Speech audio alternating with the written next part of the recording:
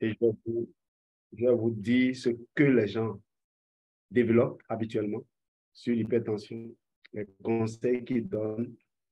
Et je vais, dans une deuxième partie, présenter le professeur Gouba, par exemple, qui a parlé des 4 classes de médicaments qui sont utilisés pour traiter l'hypertension et la conclusion à laquelle il a abouti. Conclusion que vous connaissez, vous qui avez l'habitude de fréquenter les hôpitaux.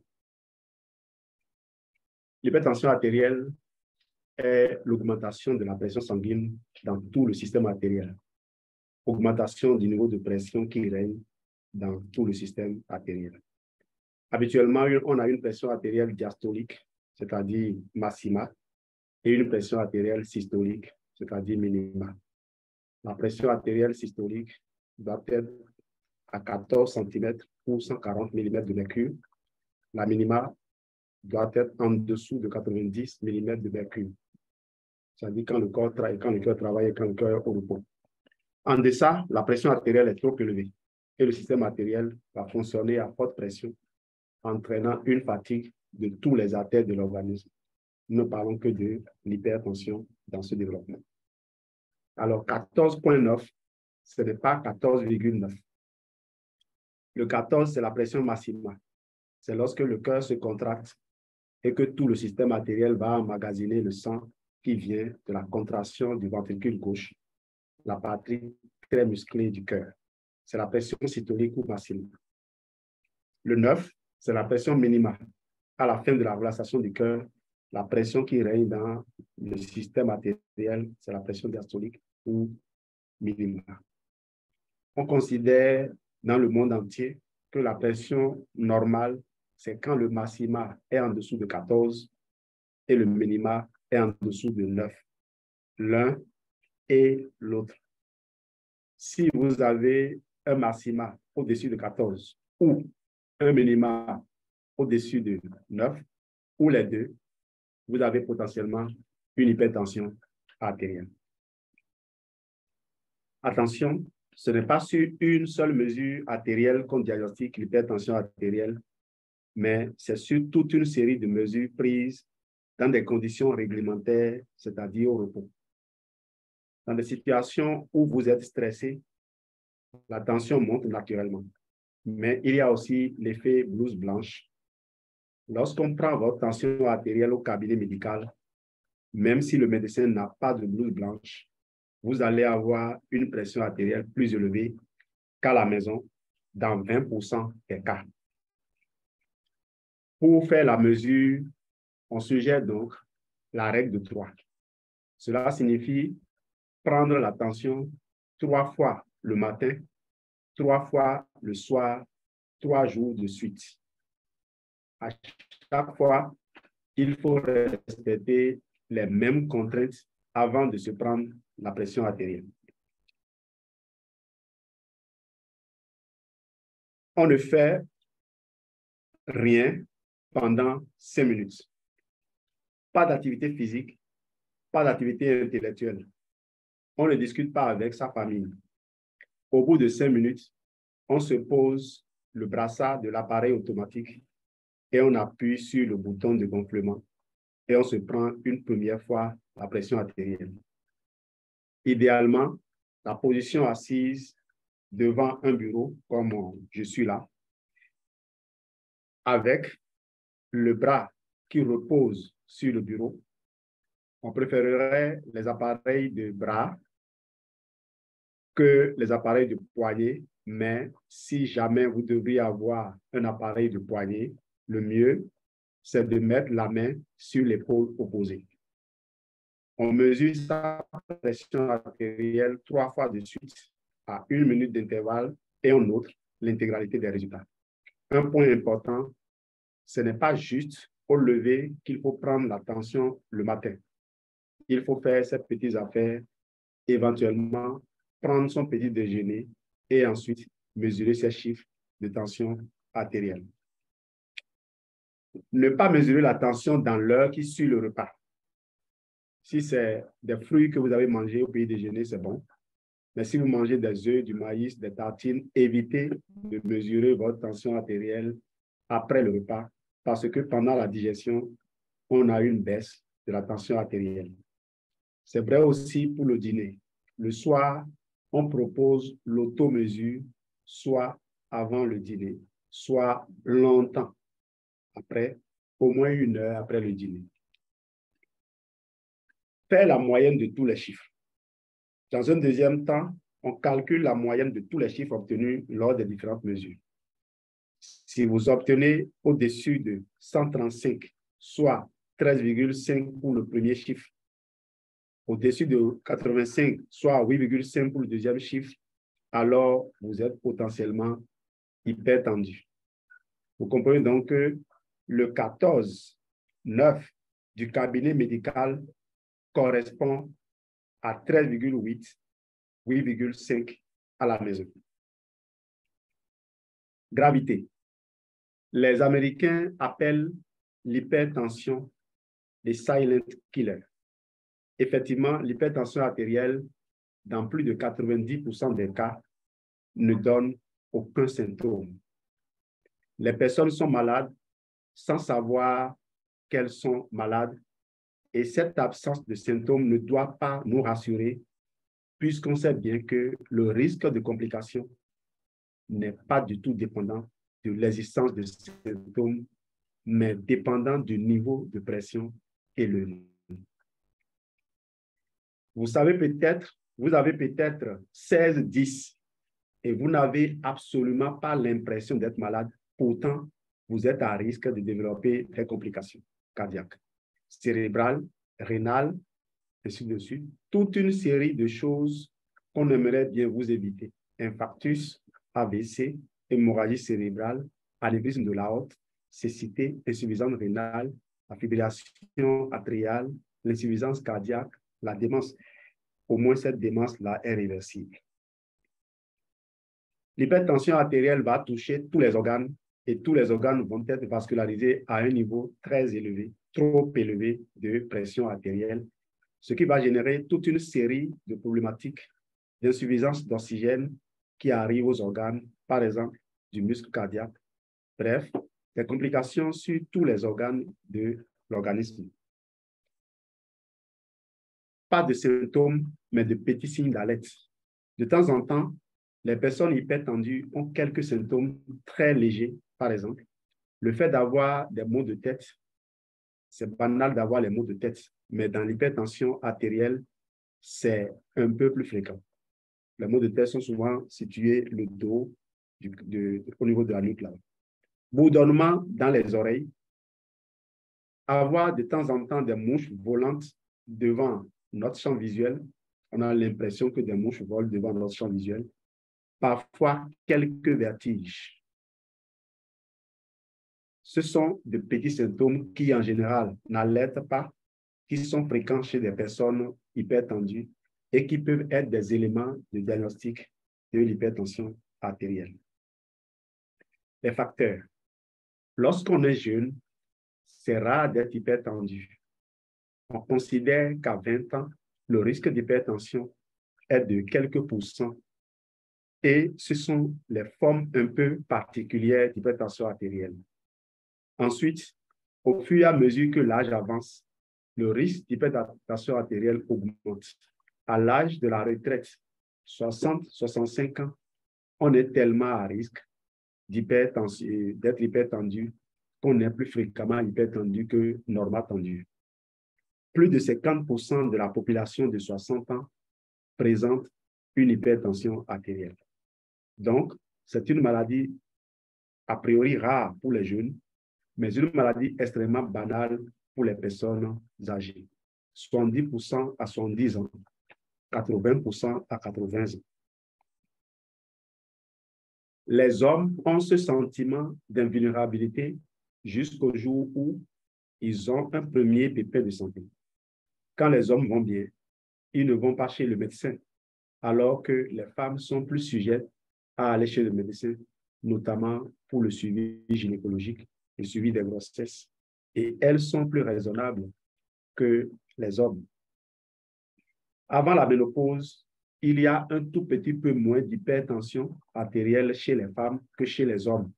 Et puis, à partir de la ménopause, c'est probablement à peu près l'équivalent.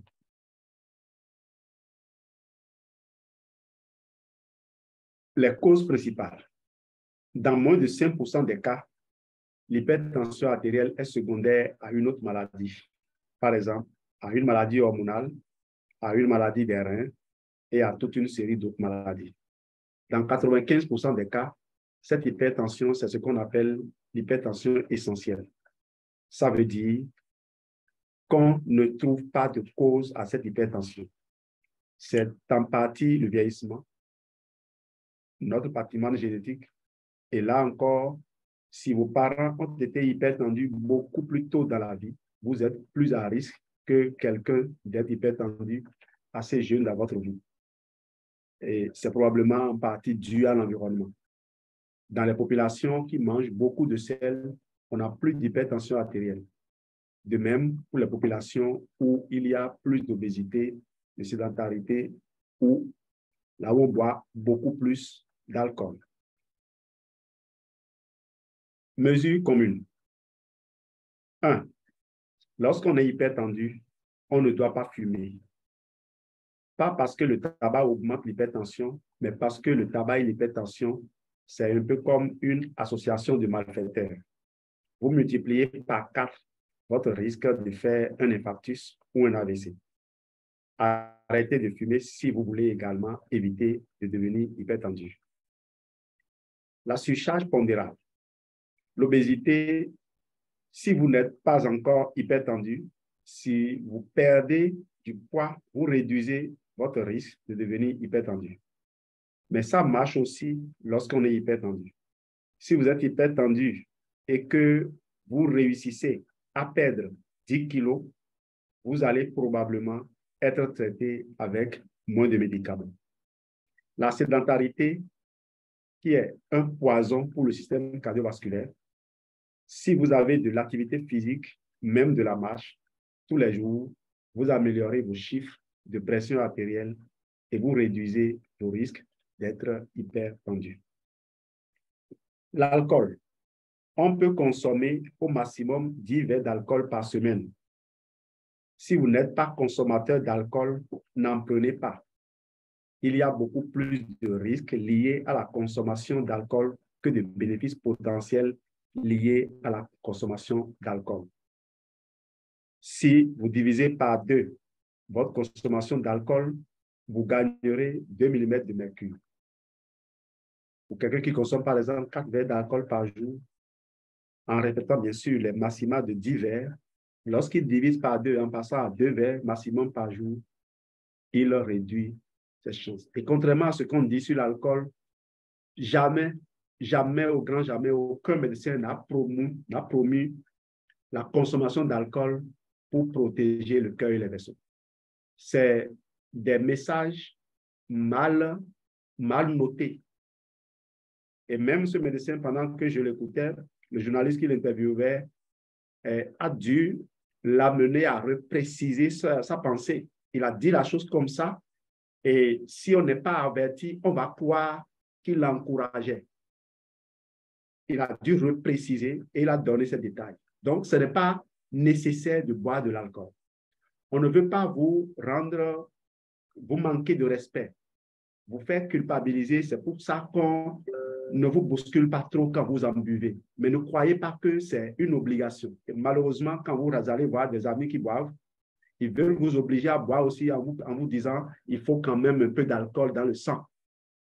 Et je crois que, comme nous tous à l'école, certains praticiens ont mal noté cette information et le répandent auprès de leurs amis. Il y a des médecins qui sont dans des clubs de sport qui véhiculent ces idées qui ne sont pas retournées vérifiées.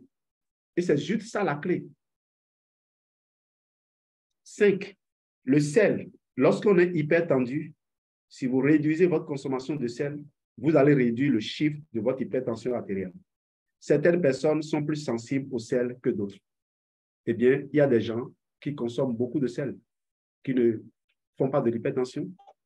Mais il y a des gens, comme il y a des gens qui consomment beaucoup d'alcool et qui ne sentent rien. Il ne faut donc pas essayer de suivre les gens.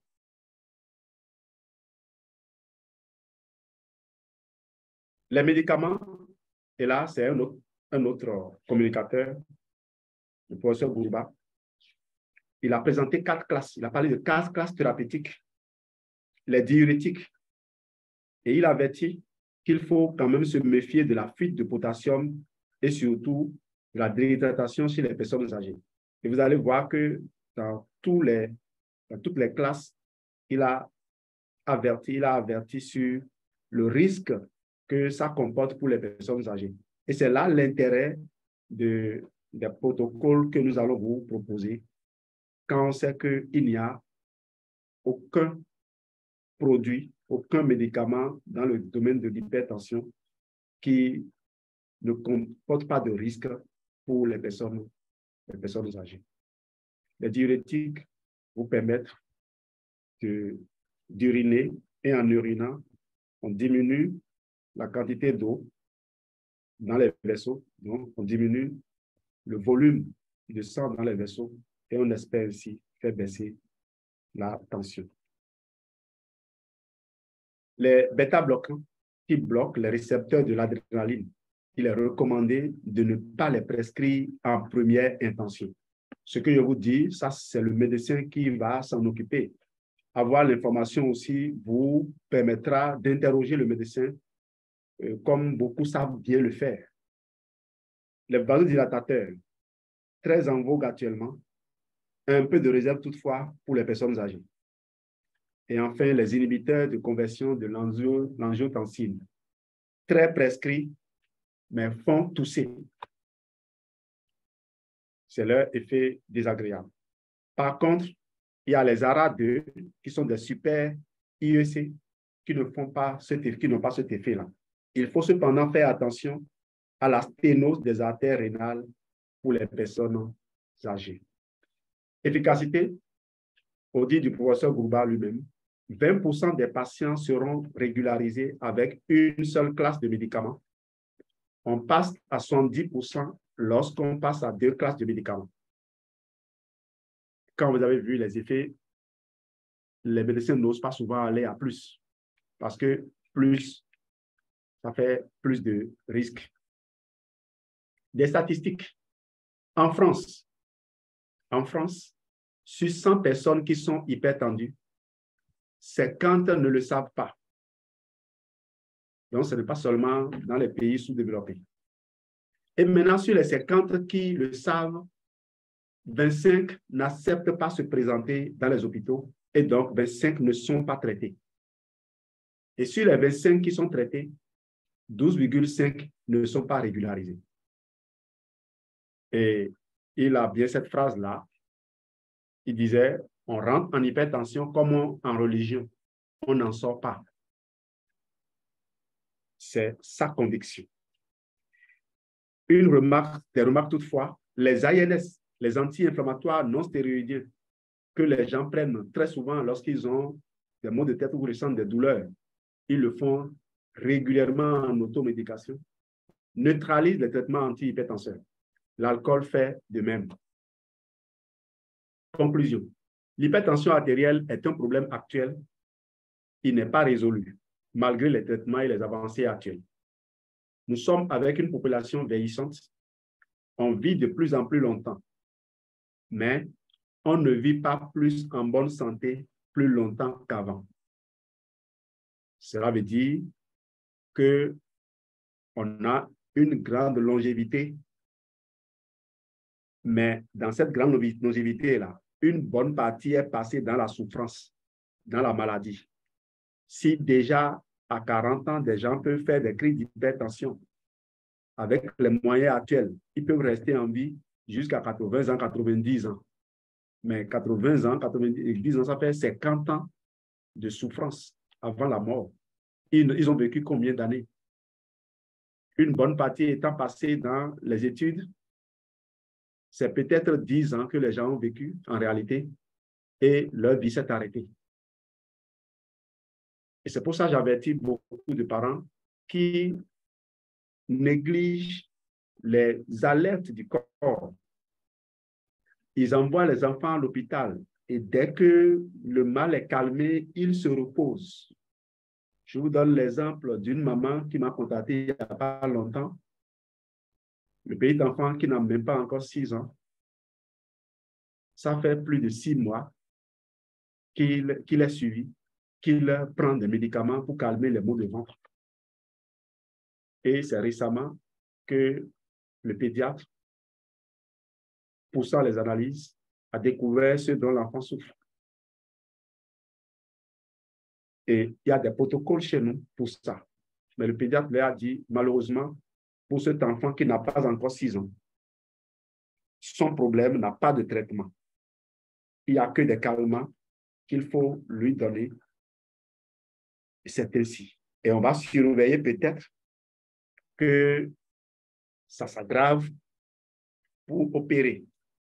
Vous imaginez un petit enfant qui démarre sa vie comme ça, la souffrance que cela représente pour les parents. Et la maman qui est FBO, en m'appelant, dit, même si je n'ai pas les moyens, je vais tout faire pour acheter nos produits à mon enfant. Je sais qu'avec l'aide de Dieu, en consommant ces produits, que son enfant ira mieux. Et quand elle m'a donné les informations, j'ai souri intérieurement parce que une partie de ce que j'ai dit la dernière fois sur la façon dont on doit vivre en harmonie avec nos amis les batteries se retrouvait dedans.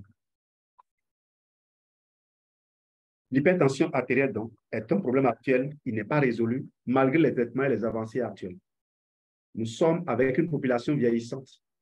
On vit de plus en plus longtemps, mais on ne vit pas plus en bonne santé plus longtemps qu'avant.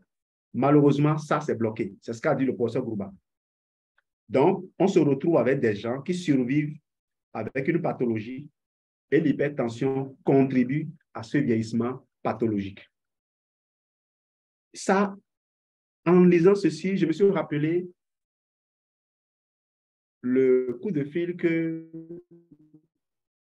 le partage de Mamie Suzanne Oyemane lors d'une communication qu'elle avait faite pour l'équipe de la grande sœur Nala du Gabon, où elle racontait l'histoire de papa de son mari qui, à plus de 85 ans, n'a jamais eu de problème de santé, pas même pour la prostate. Mais elle a précisé le rituel matinal que papa observe. Il se réveille, il fait sa dévotion, il va faire son sport et dès qu'il revient du sport, il file à la cuisine et il avale ses suppléments. Le reste va être pris avec le petit déjeuner. Et tout au long de la journée, il y a ce qu'il faut prendre. Voilà ce qui maintient les nombreuses personnes en vie. Et le plus dramatique, disait le professeur Gouba, on est désarmé devant la maladie d'Alzheimer. L'insuffisance cardiaque, l'insuffisance rénale sont au nombre des maladies graves et qui entraînent un handicap majeur pour les patients et pour leurs familles. Voilà l'hypertension. Achetez un appareil, mesurez votre tension comme vous prenez la température de vos enfants. C'est ce que vous dira peut-être le médecin. Et c'est là où s'arrête cette communication, cette partie concernant les médecins. Et moi, je vous pose maintenant la question, que vous dira un FBO bâtisseur? Eh bien, les former business owners assidus et bien encadrés vous diront plus. Je sais qu'il existe des solutions. J'ai entendu parler de quelques protocoles qui ont donné des résultats. J'ai écouté quelques témoignages rassurants. Laissez-moi vous revenir. Si vous voulez bien me laisser votre contact, je suis en mesure de vous aider. Alors, j'ai mis ceci pour un FBO qui a démarré hier. Quelqu'un qui a fait une expérience avec la lotion thermogène et qui s'est rendu compte que ça marche. Quelqu'un qui a utilisé le Bright ou bien qui a utilisé le Body Lotion et qui s'est rendu compte que c'est wow. Cette personne a validé les nombreux témoignages parce que la plupart des gens, avant de venir commencer à utiliser nos produits, nous observent de loin sur des années. Certains observent les résultats obtenus par des parents. Et quand ils viennent donc, ils ont ces informations-là. Ce qui leur reste maintenant, c'est comment introduire ce qu'ils font aujourd'hui aux personnes vers qui ils vont, aux personnes qu'ils rencontrent. Donc, il dira simplement, je sais qu'il existe des solutions. J'ai quelques témoignages. Laisse-moi ton numéro et je vais te les faire découvrir. Et c'est tout. C'est aussi simple que ça, notre business. Quelques protocoles qui ont donné des résultats.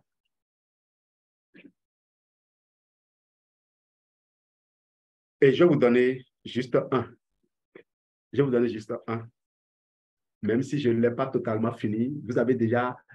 En fait, les protocoles, souvent, lorsque vous les lancez, vous suivez la personne et vous ajustez. C'est pour ça que je fais rarement des protocoles de plus de 3 mois. Il y a des gens pour qui je propose des protocoles d'1 mois parce que j'attends le retour pour voir quels sont les produits qu'il faut mettre. Surtout quand les gens n'ont pas les moyens. Mais quand les gens ont les moyens, c'est beaucoup plus facile. Alors, on y va. Le protocole 1 que je vous propose, il est le plus simple. Et celui qui a démarré hier est capable de mettre ça en œuvre. Eh bien, au mois 1, il faut faire le DS4, le Clean9 et le F15. Le DS4 fait 4 jours, le Clean9 fait 9 jours et le F15 fait 15 jours. Le tout fait 28 jours. Le DS4, il y a un livret qui l'accompagne, comme un livret qui accompagne le Clean9, un livret qui accompagne le F15. Si vous êtes quelqu'un de studieux, profitez du moment où vous voulez faire le DS4 pour apprendre à mettre de l'ordre dans votre vie. Le livret de DS4 est conçu pour vous rappeler des rituels qu'il faut observer chaque jour pour avoir du succès dans tous les domaines de sa vie. Maintenant, si vous n'avez pas le temps, vous êtes pris par le temps, vous voulez d'abord remettre des idées en place, vous pouvez déjà vous lancer et après, en voulant faire un deuxième DS4 qui se fait par trimestre ou tous les 6 mois ou une fois par an, vous allez maintenant faire l'exercice. Alors, le DS4, quand vous l'avez fini, pour démarrer le C9, vous ne suivez pas le C9 tel que c'est prescrit. Vous commencez le C9 au jour 3 parce que le DS4 va remplacer les 2 premiers jours de détox du jour du C9. Maintenant, pour ceux qui n'ont pas le programme DS4 dans leur zone, il y a le protocole confort digestif que vous pouvez utiliser. Et certains ont connu des ruptures de feed of green. Eh bien, le protocole ne va pas trop varier. On va juste remplacer le feed of green par ImiBlend. On peut aussi le remplacer par Absorbency. Mais si vous avez ImiBlend, c'est super.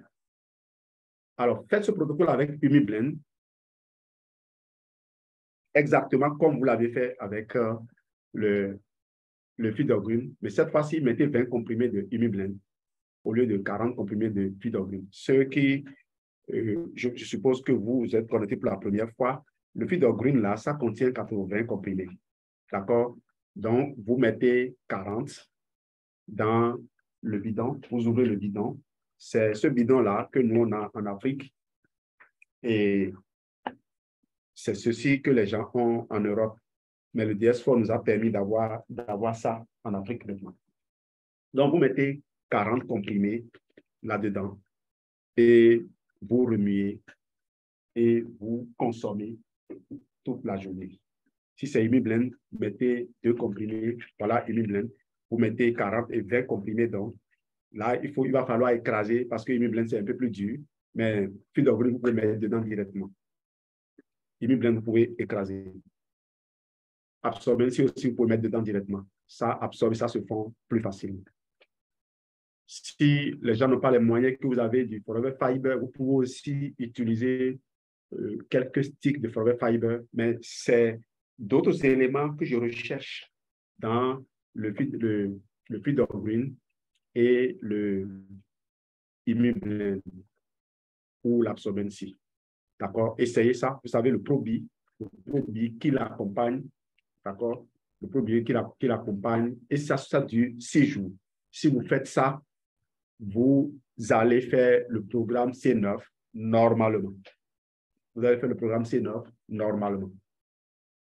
Ce que j'adore dans le programme DS4, c'est qu'il vous permet vraiment d'atteindre tous les objectifs que les gens essaient d'atteindre, je vais dire, à la sauvageonne. Le jeûne sans rien, le jeûne intermittent, c'est un peu trop compliqué. Ici, c'est comme si vous ne faites même pas de jeûne, mais vous avez tous les bénéfices du jeûne et plus. Donc, s'il y a des gens qui veulent affamer leur cancer, comme vous pouvez voir les témoignages sur YouTube, pensez à ce programme-là. Et quel que soit le problème de santé que vous avez, vous pouvez faire ce programme. Vous avez tout ce qu'il faut pour que le corps redémarre normalement. Et on passe maintenant au mois 2. Au mois 2, j'adore cela. Forever a élaboré ses programmes en se demandant, et d'ailleurs, tous les produits de Forever sont conçus dans le but d'intégrer un protocole donné. Ce ne sont pas des produits qui sont élaborés pour répondre à des besoins ponctuels du marché. C'est toute une philosophie qui a guidé. Et c'est pour cela que depuis bientôt 45 ans, Forever n'a pas cessé d'impacter le monde. Les entrepreneurs Forever, dans la construction de leur activité, connaissent soit de façon isolée, soit en bloc, les moments de difficulté que connaissent n'importe quelle entreprise.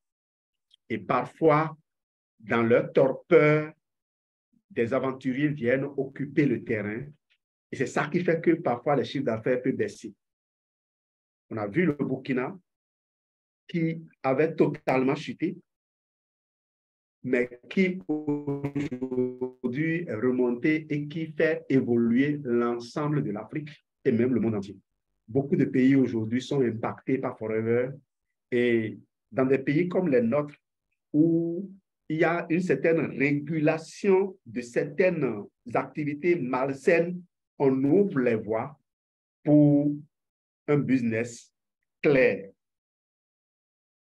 L'admission à la retraite, je vais dire ainsi, de certaines personnes qui apparemment avaient réussi et dont les opinions impactaient les gens, leur admission à la retraite et leur étiquetage par certaines enquêtes ont permis aux gens de comprendre qu'en réalité, ces gens n'étaient pas les modèles à suivre et les vrais modèles maintenant se révèlent. Le MLM avec Forever a aujourd'hui de beaux jours. Et mieux, nous avons ces protocoles qui donnent des résultats.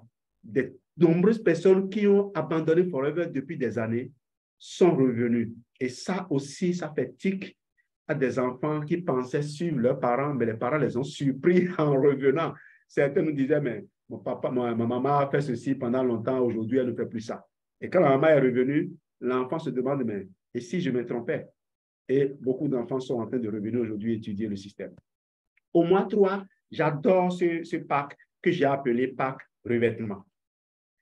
Le but, c'est de réparer les enveloppes.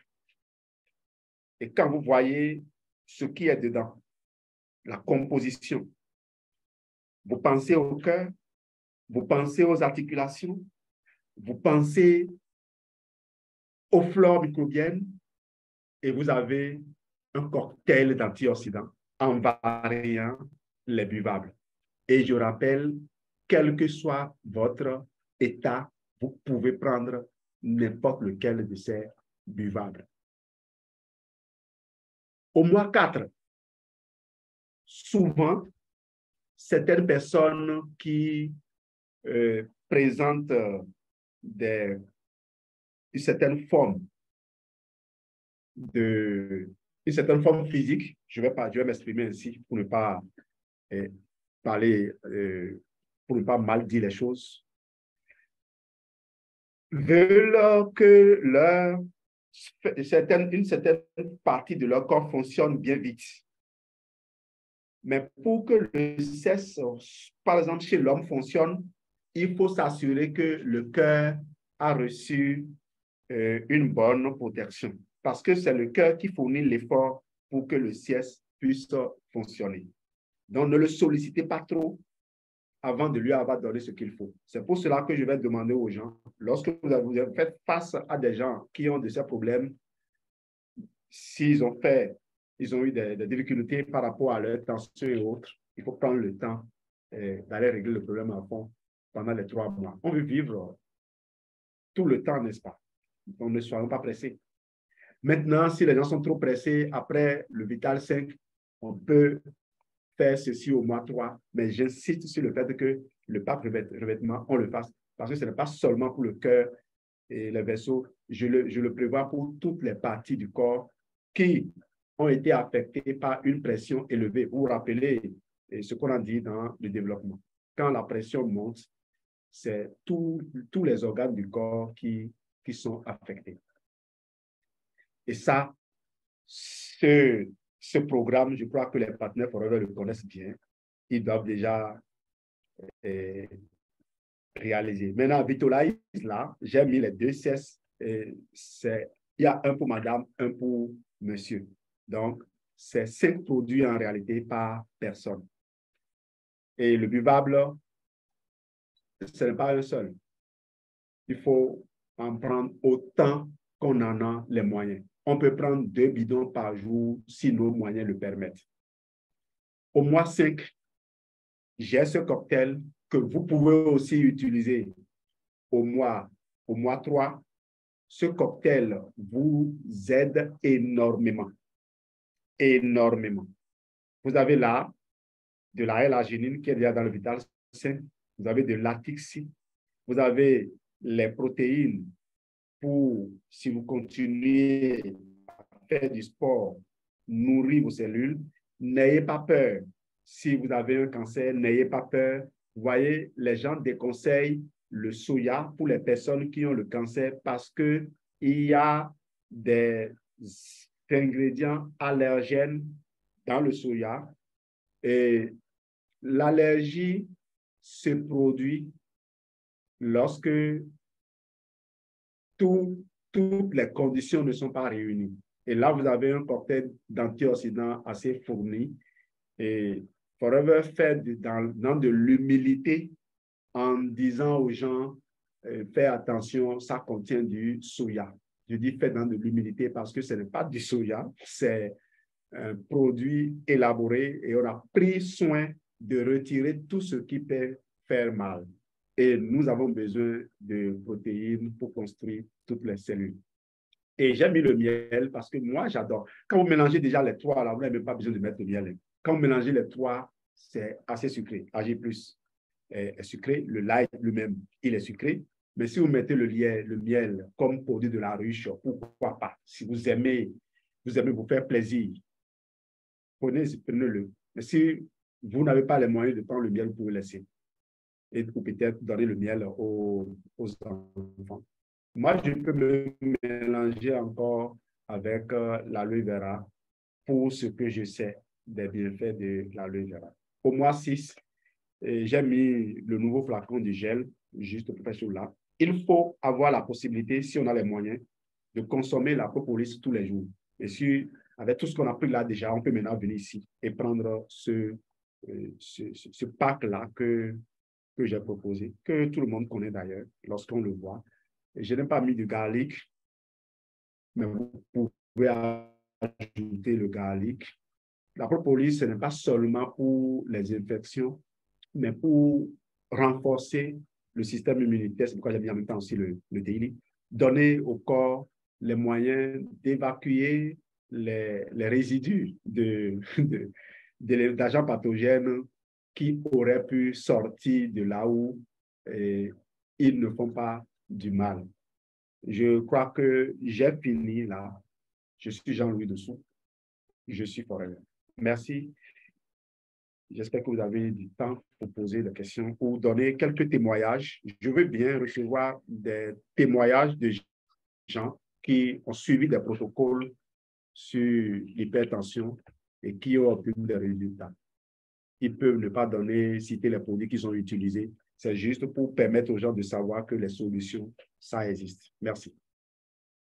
Merci Jean-Louis, merci énormément pour cette belle communication sur l'hypertension artérielle, comment s'en débarrasser, je peux me permettre de le dire, avec tous ces différents protocoles que Jean-Louis a pu nous présenter sur une période d'à peu près 6 mois pour vraiment aider l'organisme à repartir de belle et fonctionner bien pour nous permettre de vivre dans un mieux-être normal et total et complet. Voilà. Pour ne pas faire trop de commentaires. Alors, si vous avez des questions pour ce soir, nous sommes plus de 200 personnes connectées. Si vous avez des questions, vous souhaitez bien poser des questions, Jean-Louis est tout de suite pour répondre à vos questions. Vous levez tout simplement la main et je vous donne la parole. Déjà, si vous voulez avoir le replay de cette communication, tout simplement, on ne va pas vous l'envoyer personnellement.